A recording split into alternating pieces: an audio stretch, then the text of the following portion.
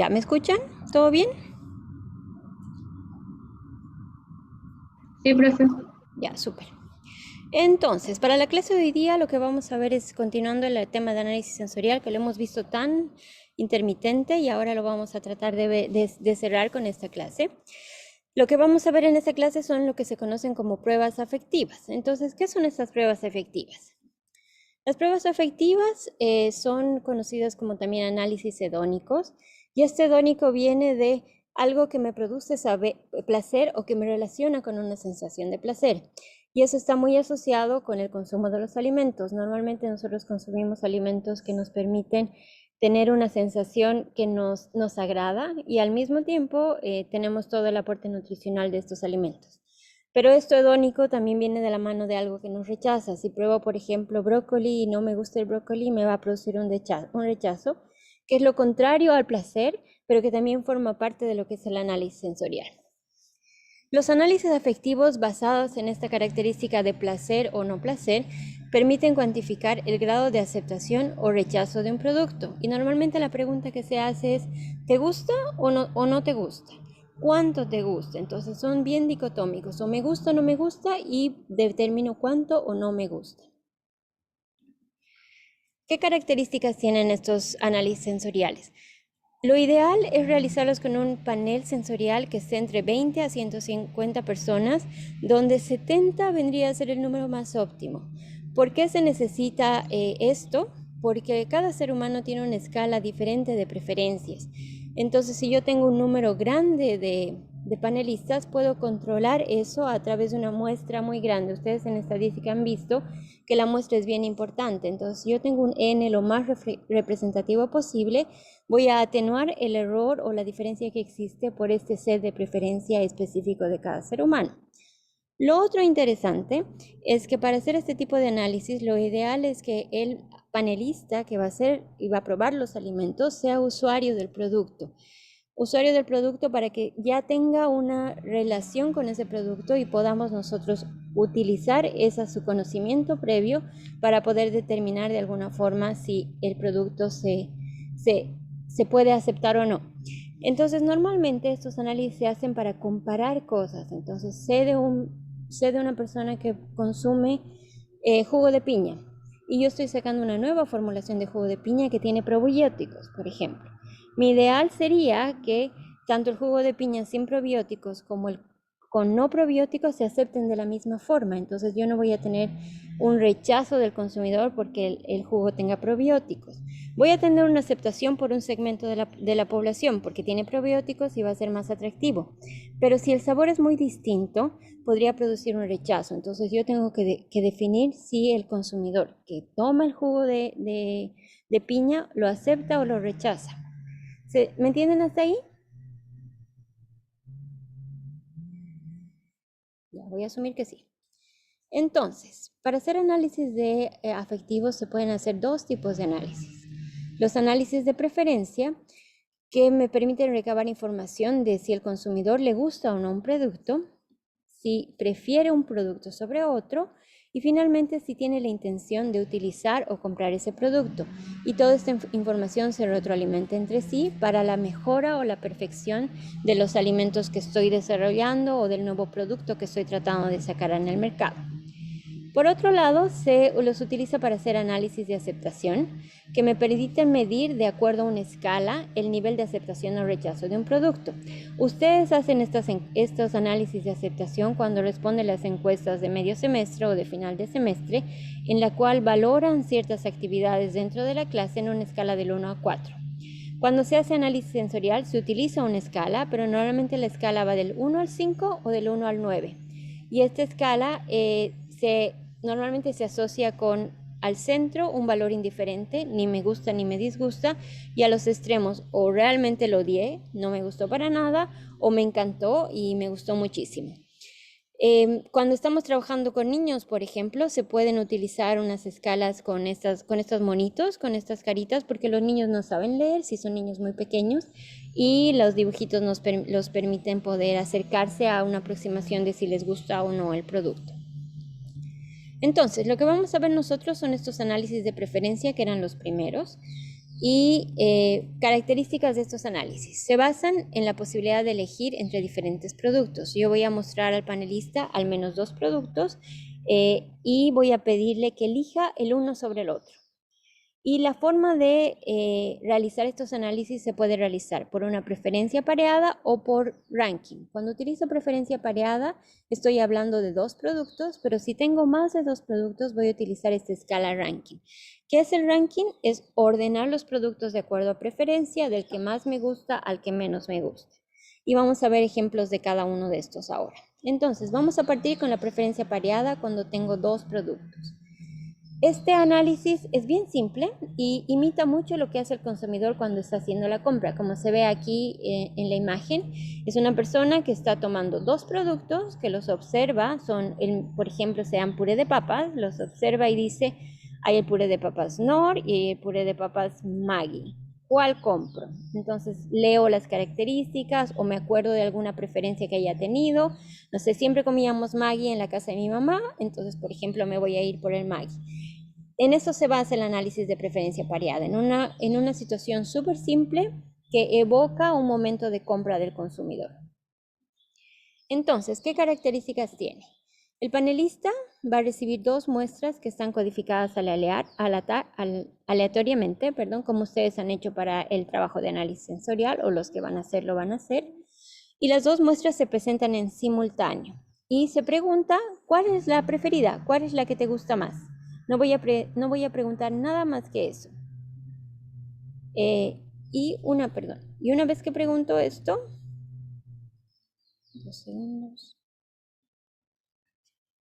Y una vez que pregunto esto, le doy al consumidor un tiempo para que pueda responder cuál es la que le gusta más y cuál es la que le gusta menos.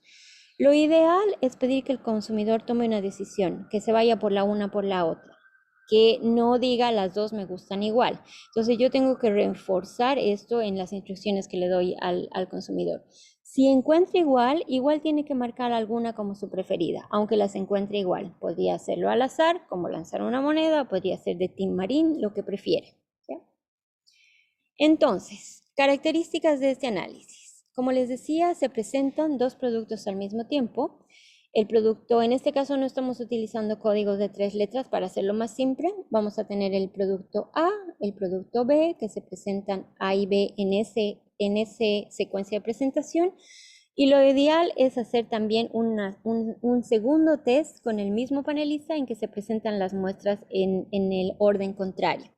¿Por qué hago esto? Para evitar o para reducir el riesgo, en particular cuando las 2 muestras son muy similares. Entonces trato de recabar más información para que mi error sea mucho más pequeño.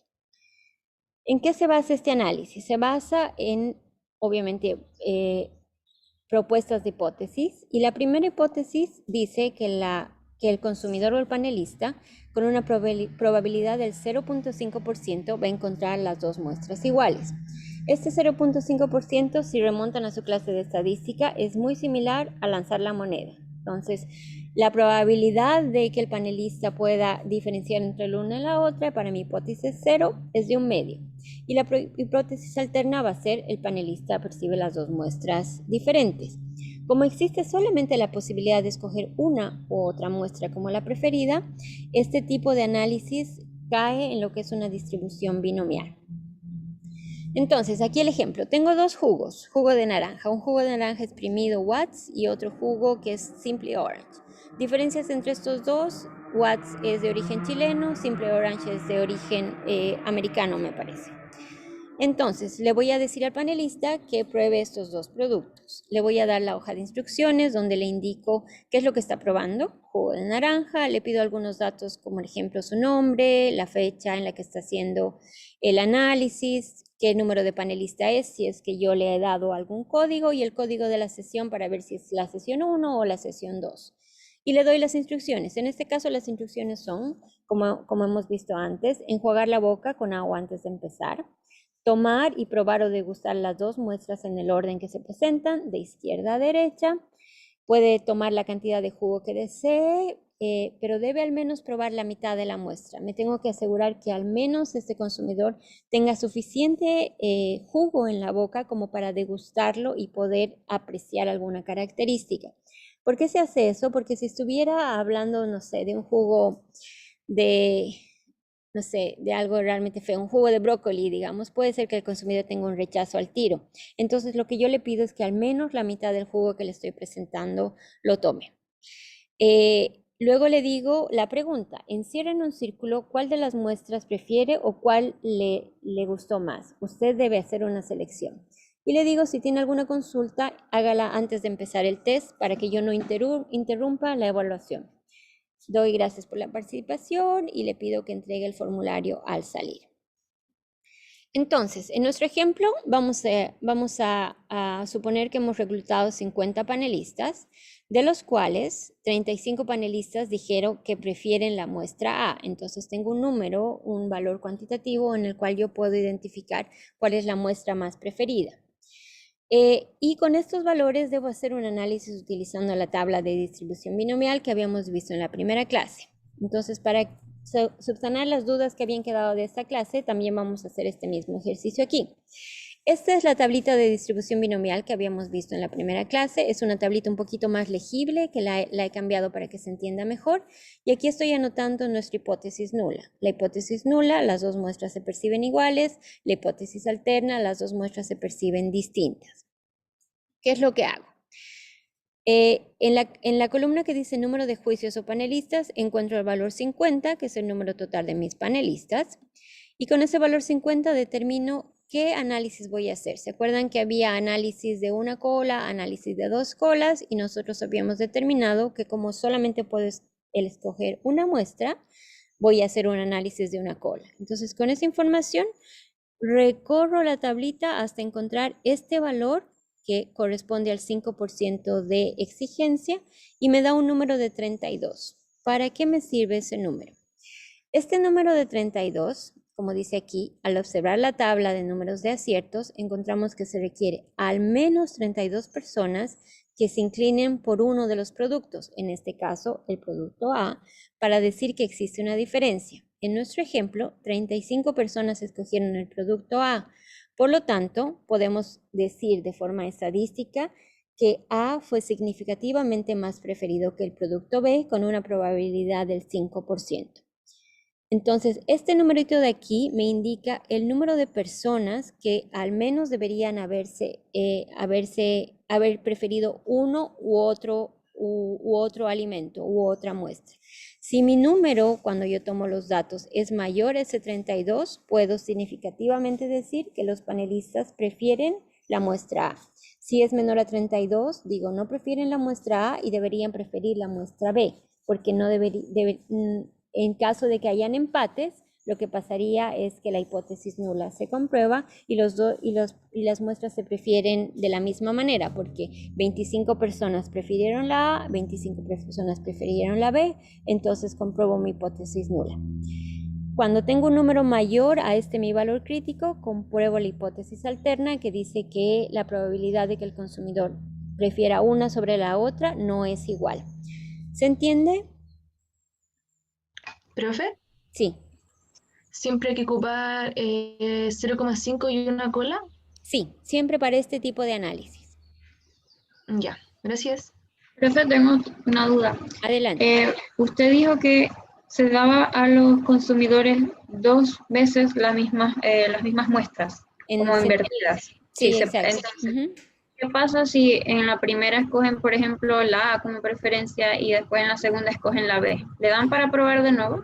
No, ese es un dato. Lo que quiere decir es que ese consumidor ha encontrado las muestras muy iguales y como lo estoy obligando a tomar una decisión, está haciendo una decisión al azar. Entonces, eso refleja de alguna forma que las muestras son muy parecidas. Ya, gracias, profe. ¿Alguna otra consulta? Ya, si no seguimos entonces, sigamos. Eso para la prueba pareada. Ahora vamos a ver la prueba de ranking.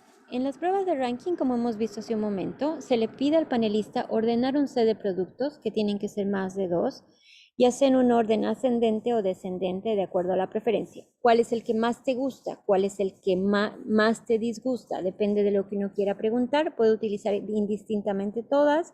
Sin embargo, normalmente se utiliza rankea del 1 al n, siendo 1 la más preferente y n la que menos te gusta. En este tipo de análisis, lo ideal sería que el panelista ubique cada una de las muestras en una posición. Me gustó más la A, le doy el valor 1, la que viene intermedia es la C, le doy el valor 2, y la que menos me gustó es la B y le doy el valor 3. Entonces voy a ir ordenándolos de esa forma. Si el panelista no puede hacer esto, y rankea 2 en el mismo orden, porque no siguió las instrucciones, porque decidió que era lo mejor rankear 2 en el mismo orden, que puede pasar, y tiene la A y la C con el número 1, nosotros tenemos que corregir ese valor y le vamos a dar a cada uno una puntuación intermedia de 1.5 si el n total es igual a 3. Si el n total será igual a 4, le vamos a dar un valor menor, un valor de 1 a cada uno.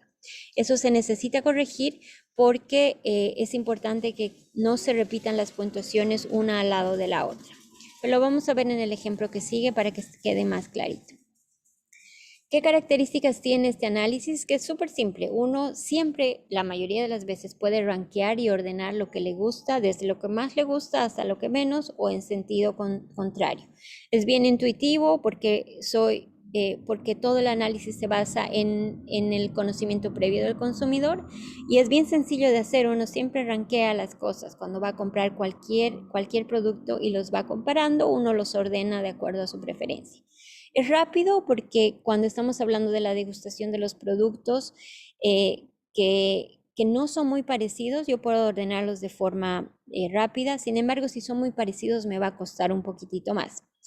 Y no requiere esfuerzo del panelista. Esto se puede hacer de forma sin mucho pensar para el panelista.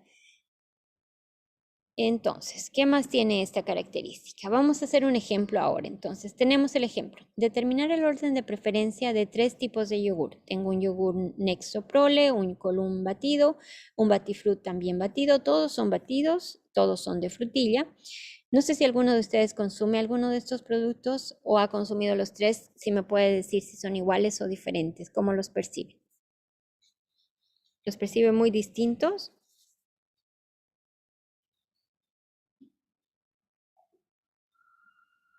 Son diferentes. Entonces, si tú estuvieras, algunos son más líquidos, tienen textura distinta, efectivamente. Entonces, si yo te estoy preguntando, quiero que los ranquees de acuerdo a preferencia, vas a tomar en cuenta estos conocimientos que tienes y vas a poder ordenarlos.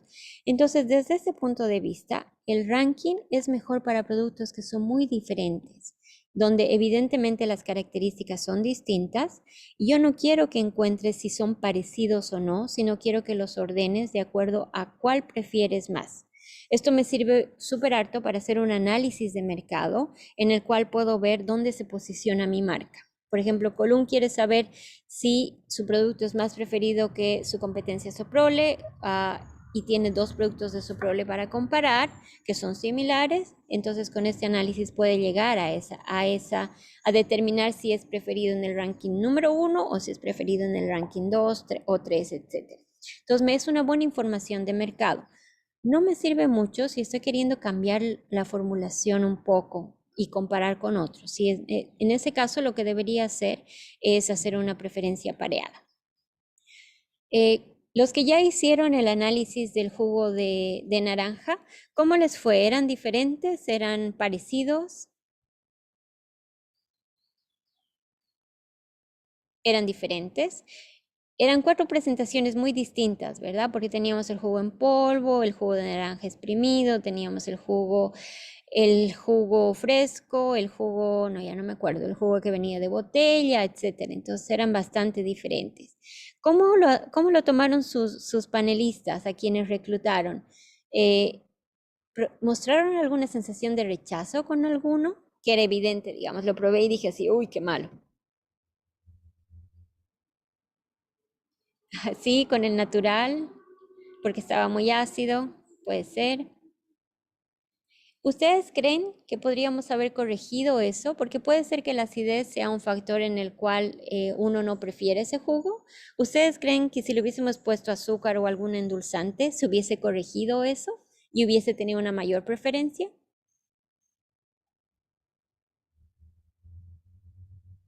Probablemente sí, porque los otros jugos son bien dulces, ¿verdad?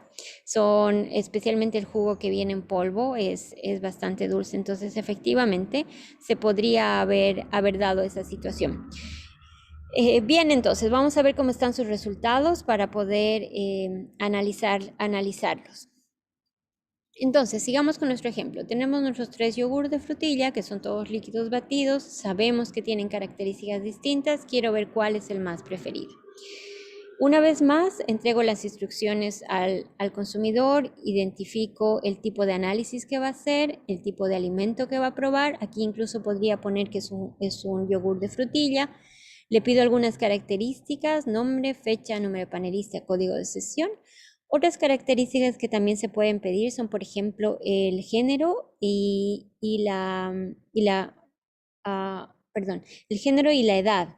Eso me permite diferenciar cuál es el mercado al que estoy queriendo llegar. Puede ser que el mercado que está entre los 20 y los 30 prefiere más el Batifruit, mientras que las personas que están cerca de los 50 prefieren el Next, por ejemplo. Entonces, esta información también me sirve para poder determinar a qué mercado estoy llegando y puedo hacer una distribución de preferencia por edad.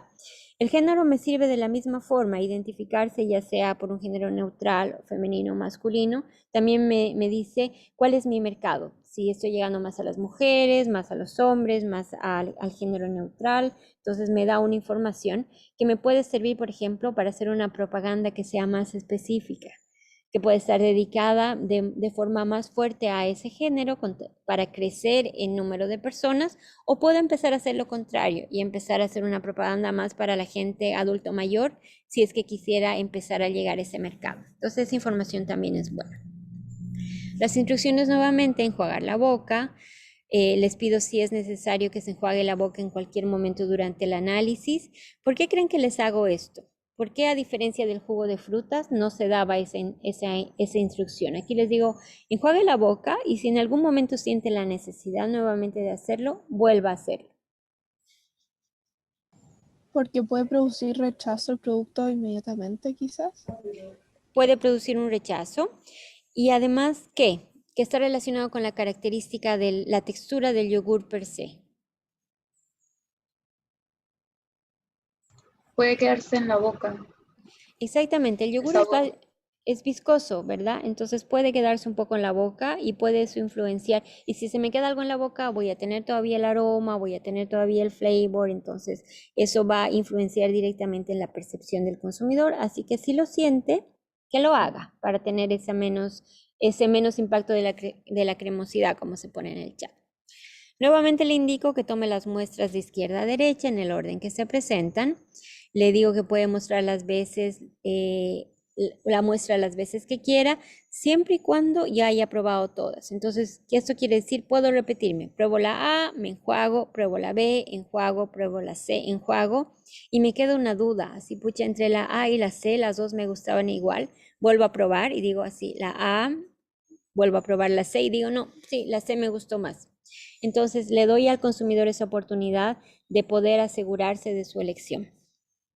Y luego le pide que ordene las muestras, comenzando por la que más le gustó hasta la que menos le gustó, utilizando la siguiente escala: 1 fue la que más me gustó, 3 la que menos me gustó, y le pido que coloque esos números en este espacio que le estoy dando. Entonces, si le gustó más la A, pondrá 1, la 2 la C, y si le gustó más la B, pondrá 3 en la B. Y estos son los datos que yo necesito para hacer el análisis y que yo les había pedido a ustedes en su muestra de 4 jugos de naranja que pongan en el Excel. Entonces, para nuestro ejemplo, estos son los resultados que tenemos. Tenemos reclutados 26 panelistas, y aquí les estoy mostrando los resultados, el ranking ordenado por cada panelista para cada uno de los productos. Entonces, aquí en este caso, en el panelista número 10, como ven, tiene un valor de 1.5 y 1.5, porque el panelista decidió que la A y la B o eran 1 las dos o eran 2 las dos. Normalmente es 1, el empate se va hacia la preferencia. Entonces puso 1 en la 1 y otro 1 en la 2. Entonces lo que tengo que hacer es split ese number, es repartir ese número y lo pongo como 1, 5. Luego lo que hago con estos datos es hacer un total. Tengo en total 26 panelistas, perdón. Tengo en total 26 panelistas y voy a sumar los valores que tiene cada una de estas columnas. Para nuestro ejemplo, la columna A suma 38, la columna B suma 57 y la columna C suma 60. Michelle, ¿tienes una consulta? Sí, ¿podría repetir eso de que prefirió el 1? ¿Qué pasa si hubiese preferido el 2? ¿Qué número hubiesen puesto? ¿El mismo? El mismo, 1.5. Porque si ya. ustedes se fijan, la suma del orden tiene que ser igual a 6. Entonces yo tengo que llegar a esa suma de ese mismo orden. Ya, ok, gracias. Ya, entonces sumo cada columna y voy a tener un total. Y con ese total voy a empezar a trabajar. ¿Cómo voy a utilizar estos datos para el análisis? Para el análisis de este ranking se utiliza un coeficiente que se conoce como el coeficiente de Friedman. No sé si han visto este coeficiente en estadística.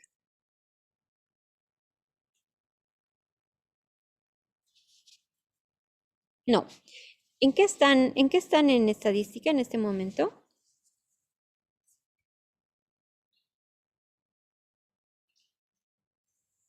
Ya están en análisis. Terminamos de ver probabilidad. Ya, están en probabilidad. Ya, ok. Entonces les falta un poquitito para llegar a coeficientes. Probablemente después hagan análisis de ANOVA y tal vez no lleguen a Friedman. Pero bueno, utilizamos el coeficiente de Friedman para el análisis de datos que están rankeados. Y esto me va a permitir determinar si existe alguna diferencia significativa en las muestras que se presentan de forma general. Entonces, es realmente cierto que los consumidores rankean las muestras en un orden determinado. Y si hay una diferencia en ese ranking, ¿qué tan diferente es ese ranking? ¿Cuál será la muestra que es la más preferida? ¿Cuál será la muestra que es la menos preferida? Entonces, siguiendo con nuestro ejemplo, vamos a partir primero con el cálculo del coeficiente de Friedman. El coeficiente de Friedman se calcula con esta fórmula.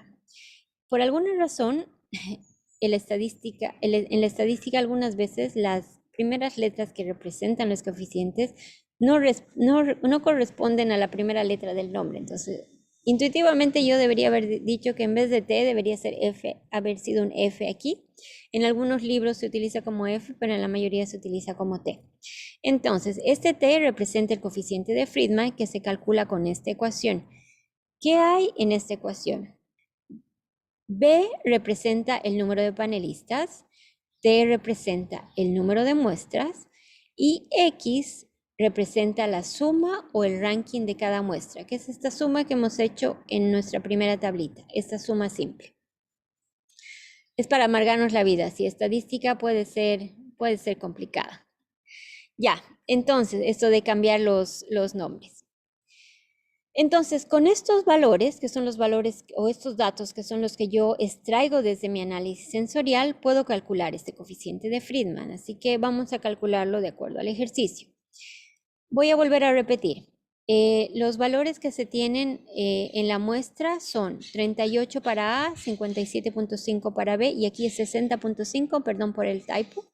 En la tabla de arriba aquí decía 57, pero en realidad es 57.5 y 60.5 para C.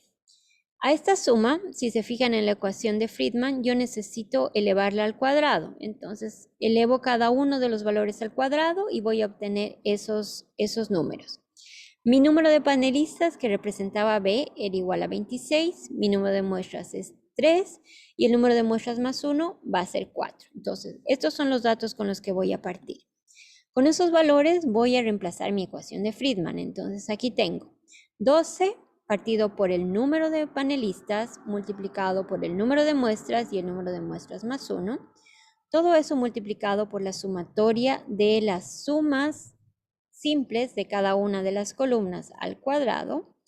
Todo eso restado por 3 multiplicado por el número de panelistas multiplicado por el número de muestras más 1. Si hago yo todo este ejercicio y la idea es que la hagan paso por paso, primero lo que está en las llaves y luego lo que está en recorchetes, voy a llegar a un valor de 11.5. Ese es el valor que corresponde a mi valor de Friedman calculado con los datos que yo tengo de mi análisis sensorial.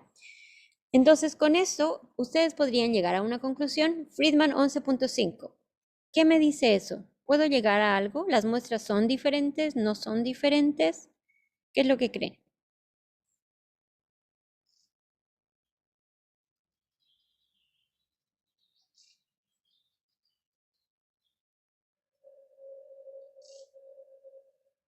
¿Podré llegar a alguna conclusión? No, ¿verdad? No sé qué es ese número. O sea, no tiene ni siquiera unidades, no me refleja absolutamente nada si es que no lo comparo con un valor. Entonces, este valor de t calculado tiene que comprobarse o compararse con un valor crítico de una tabla de distribución estadística, que para el caso del ranking es la tabla de distribución de chi cuadrado o x cuadrado. Para utilizar esa tablita, que es la que está aquí y la vamos a ver en un ratito, yo tengo que conocer cuáles son los grados de libertad y tengo que conocer, cuál es el nivel de significancia. Son los dos únicos valores que necesito. Ahora, ¿cómo determino estos grados de libertad? Los grados de libertad siempre van a ser el número de muestras menos 1. En nuestro caso tenemos 3 muestras menos 1, grado de libertad va a ser igual a 2. Al igual que en la distribución binomial, voy a utilizar una probabilidad del 5%, lo que corresponde a 0.5 en la tablita. Entonces vuelvo a mi tablita. Voy a tener grados de libertad 2, voy a tener una significancia del 5%, por lo tanto mi valor crítico chi cuadrado de tabla va a ser de 5.99. Este valor es el que voy a utilizar para compararlo con ese 11.5 que yo he calculado. Entonces, tengo aquí nuevamente los mismos datos. Si el valor calculado es mayor al valor de x cuadrado, que es lo que se tiene en este caso, yo puedo concluir que los rangos de preferencia para el set de muestras o de datos que tengo son significativamente diferentes con una probabilidad del 5%. Si el valor de t sería, por ejemplo, 4, yo puedo decir que no existe un grado de preferencia de las muestras, que en total estos panelistas que he reclutado no han podido clasificar, han clasificado, mejor dicho, las muestras casi todos en un mismo rango de preferencia, porque esa sumatoria está bien asociada cada panelista ha tenido una graduación tan similar que después de que llego a hacer la suma, esas sumas son bien iguales y bien bajitas. Entonces puedo decir, todos prefieren las muestras de la misma forma. Entonces, en ese caso, mi ranking no me indica nada, no me da ninguna información. Me dice, las muestras se perciben muy parecidas, no hay una preferencia, lo cual puede ser bueno si es que soy soprole o si es que soy colón, como íbamos al ejemplo, y quiero ver cómo voy en la competencia, porque me puede indicar, ya tengo que hacer algo para mejorar y hacer más interesante mi propuesta de yogures. Y de ahí, por ejemplo, puede haber nacido el yogur alto en proteína. No sé, me estoy inventando, pero puede ser, es una forma de utilizar esos datos. Entonces, ¿se entiende hasta ahí? Profe, ¿podría explicar cómo era cuando era menor y mayor a Al lo que X, nos da en la tabla, por favor? ya. Cuando el número que yo calculo es mayor al X de tabla, yo puedo decir, efectivamente, los panelistas pueden ordenar las muestras en puestos diferentes. Entonces, hay una clara línea en la cual el panelista puede decir, me gustó la 1, la 2, la 3 y la 4, o la 3 en este caso, en este orden. Entonces, todas han sido rankeadas en una posición que es diferente en comparación a la otra. Entonces estoy diciendo, los panelistas pudieron hacer un ranking significativo. Si el valor fuera menor, los datos me están señalando que las muestras se perciben de forma similar, que los panelistas no han podido rankear en las 3 posiciones que les he dado cuando estoy hablando de sumatorias, porque no se acuerden que estoy hablando de sumatorias de todo. Entonces, lo que pasa es que el panelista ubica, o el set de panelistas, ubica todas casi en la misma categoría. Podría ser en la categoría 1, en la 2 o en la 4, pero casi en la misma categoría. Entonces mi análisis me dice, Todas son preferidas de la misma forma. No existe una más preferida y una menos preferida. ¿Se entiende? ¿Aclaro tu consulta? Sí, profe, entonces como que pondrían como las tres, o sea, A, B, C le darían como el valor uno, por Podría ejemplo. ser, podría ser. Pero el tema es que aquí estoy hablando de sumatorias. Entonces quiere decir que todos los consumidores, de alguna forma, las sumatorias de las columnas han llegado a valores muy similares. Ah, ya. ¿Ya? Por el orden que ellos mismos han puesto. Entonces, en conjunto, las muestras se perciben igual, en conjunto de todos los panelistas. Ya. ¿Saldo ¿Profe? tu duda? Sí, adelante. Eso, profe. Ese 599 ya está al cuadrado, ¿cierto? En realidad, este x al cuadrado es solamente un nombre. Otra vez los estadísticos para complicarnos, no significa solamente, en realidad su nombre no es x cuadrado, sino es chi cuadrado y viene de esta tablita. ¿No? Y aquí dice en la tablita chi cuadrado, pero se representa como x al cuadrado, una vez más para que nos confundamos un poquito más. Pero viene de ahí. No es un valor al cuadrado, es un valor puro que está en esta tabla que no necesito elevarlo al cuadrado ni nada. Ya, perfecto. Entonces, con esto estamos. Ya, yo sé, entonces, efectivamente, mi análisis puedo decir, las muestras se rankean de forma preferente, es decir, que existe una muestra que se debería haber rankeado como la más preferible y otra como la menos preferible y otra que está al medio. Entonces, para realmente llegar a esta conclusión de forma significativa, yo tengo que hacer un análisis más, y es para determinar qué tan diferentes se han rankeado estas muestras. Y para hacer esto, yo quiero determinar cuál fue la muestra que fue elegida como la más preferida o la muestra que se eligió como la menos preferida. Y para hacer esto utilizo lo que se conoce como la prueba de Kramer, que también es un indicador estadístico. ¿Qué me mide la prueba de Kramer? Me mide la distancia entre la sumatoria de la primera muestra con la segunda muestra, de la primera muestra con la tercera muestra y de la segunda muestra con la tercera muestra. Entonces voy a comparar las sumatorias de cada una de las muestras y voy a determinar cuál es esa diferencia. Y esa diferencia me va a ayudar a determinar cuál fue la más preferida. Entonces, como les decía aquí, en nuestro ejemplo voy a comparar la muestra A con la B, la A con la C y la B con la C. Y esta es una simple combinación que también han debido ver en estadística, las combinaciones que se pueden hacer. Entonces, voy a hacer la diferencia entre los valores de sumatoria de cada una de las columnas de las muestras y voy a comparar esa diferencia utilizando el valor crítico de Kramer, que también se obtiene de una tabla. Y ahora lo vamos a ver en el ejemplo. Entonces, esta es la tablita de valor crítico de Kramer. Tiene por un lado el número de productos y por el otro lado el número de panelistas. En nuestro ejemplo teníamos 26 panelistas y teníamos 3 muestras. Y si hago el cruce nos da un valor crítico de 16.9. Entonces me quedo con ese valor para poder ver qué tan cerca o tan lejos está este valor de la diferencia de cada una de las sumatorias de mis muestras. Entonces, para hacerlo más fácil, a veces es mejor hacer una tablita. Entonces, aquí yo voy a tener los productos ABC, ABC y voy a tener sus sumatorias, 38, 57.5, 60.5, reflejado tanto en columnas como en filas. Esos valores los tengo del análisis sensorial. Y voy a empezar a hacer restas. Entonces, A menos A, 0. Parto de aquí, A menos A, 0. B menos A, 19.5, C menos A, 22.5. Y hago lo mismo para cada una de las tablitas. En esta diagonal debería tener todas 0 porque corresponden a la misma muestra y la distribución debería ser de este estilo, debería tener valores positivos y valores negativos iguales, entonces, porque corresponden a la comparación anversa y reversa. Por ejemplo, B menos A me da 19.5, pero de este lado B menos A me da menos 19.5 porque el valor de B en este lado va a ser más grande que el valor de A. Entonces voy a tener siempre esos valores, pero trabajo con los valores positivos, nunca con los valores negativos. Entonces son estos los coloreados que tengo, 19.5, la comparación de A con B, y 22.5 la comparación de A con C, y la comparación de B con C me da un valor de 3. Les recuerdo que el valor de Kramer es 16.5. Entonces yo voy a comparar este valor de Kramer con estos valores que están coloreados par a par. Entonces hago A versus B. La resta me sale 19.5 y ese valor es mayor a 16.5, que es mi valor crítico.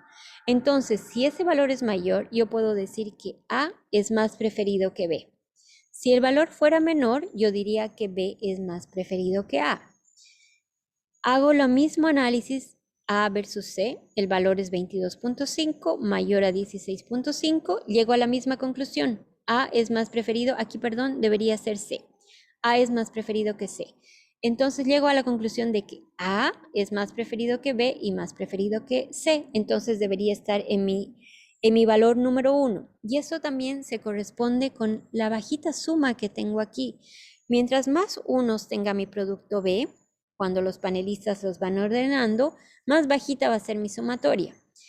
Mientras más números 2 o 3 tenga mis muestras, van a tener valores más grandes. Si todos los panelistas hubiesen preferido A como su primera muestra, mi valor aquí debería ser igual al número de panelistas, 26. Ya, pero ya he comparado A y B, y A y C. Ahora voy a comparar B con C. Entonces, B con C. El valor es 3. 3 es menor a 16.9, por lo tanto, voy a decir que las dos muestras se van a preferir de la misma forma. No voy a decir que B se prefiere más que C porque no tengo una forma de calcular eso de forma significativa. Entonces, cuando el valor es menor, voy a efectivamente decir las dos muestras se prefieren de la misma forma. Y esto también se refleja porque A se prefiere más que B y C. Y con eso yo puedo decir de forma estadística, la prueba más preferida es A y B y C son similares. En nuestro ejemplo, A era Next, B era yogur batido Soprole y C era Batifrut. Entonces, en nuestro caso, A se prefiere más que Batifrut y yogur batido, y entre el Batifrut y el yogur batido, los panelistas indican que no hay ninguna diferencia. De los que han probado los tres, ¿podrían decir que es así, de acuerdo a su experiencia?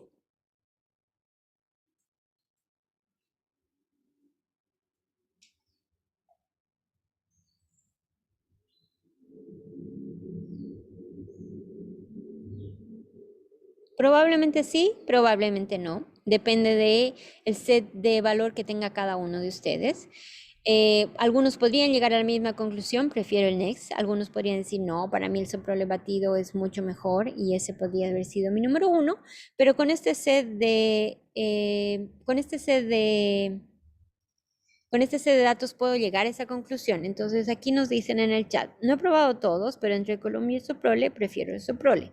Entonces en ese caso es una preferencia, que si hubieses estado en nuestro panel sensorial hubiera influenciado en nuestro resultado. Eso para el análisis de ranking. ¿Entienden esta parte? Profe, Sí, adelante. en el B versus C, ¿por qué se prefieren de la misma forma y no uno sobre el otro? Porque en este análisis, en el análisis de Kramer, cuando el valor es menor al valor del crítico,